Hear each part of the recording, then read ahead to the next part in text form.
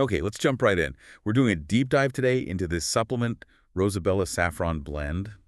A lot of buzz, right? People Sure. asking, is it a scam? Is it legit? Exactly. And the core promise, it's pretty appealing. An all-in-one plant-based capsule supposedly helps with mood, focus, mental clarity, natural support. Right, the natural angle is big. Definitely. And our sources today are, well, they're a mix. We've got user reviews, real people's experiences, but also some pretty technical scientific takes on whether the claims actually hold water.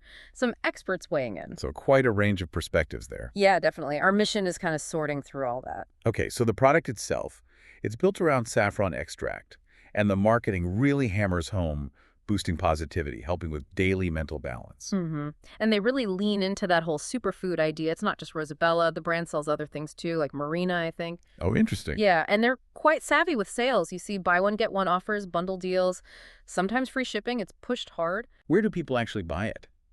Just their site.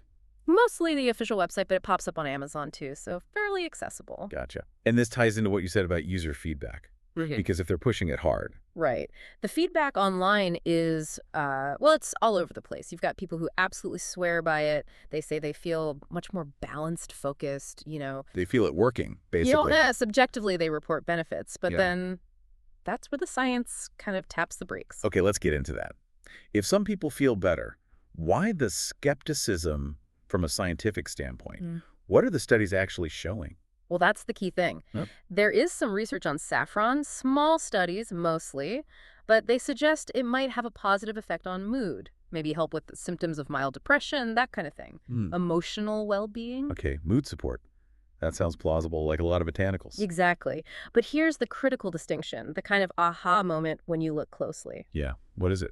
The marketing often implies more. It talks about mental clarity, focus, improving cognition, maybe even reversing decline. Right, like helping you think sharper, faster. Precisely. And that's where the strong scientific evidence just isn't there currently. There aren't robust, large-scale studies showing saffron significantly boosts cognitive function like processing speed or memory in that way. Ah, okay. So the claims might be stretching the existing evidence a bit thin, especially on the cognitive side. That's a fair way to put it. The marketing might be, let's say, a bit over the top compared to the solid research we have right now. It's focused more on that mood aspect. So bring you back to the listener. If you're thinking about trying Rosabella, what's the takeaway?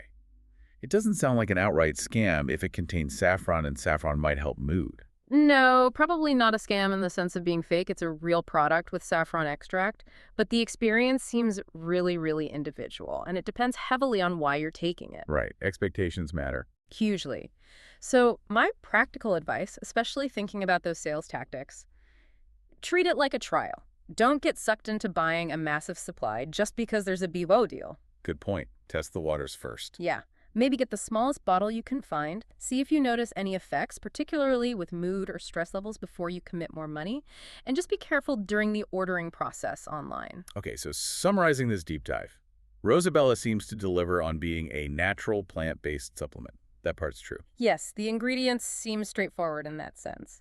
But you really need to manage your expectations. Think mild mood support, maybe feeling a bit more balanced. Don't expect it to be a magic bullet for, like, serious brain fog or cognitive enhancement. Exactly. It's more about potentially feeling a little more centered versus expecting some kind of pharmaceutical level change in thinking agility or memory recall. Those are very different things. So a final thought to leave you with. Think about this gap we've uncovered. You have the powerful story, the superfood narrative, which is really compelling. Very powerful marketing. And then you have the science, which is often slower, more cautious, based on these smaller studies. So the question for you is, where does your own personal experience fit into that equation? When the science is still developing, how much weight do you give how you feel? Yeah, that's something definitely worth mulling over as you look at any supplement, really.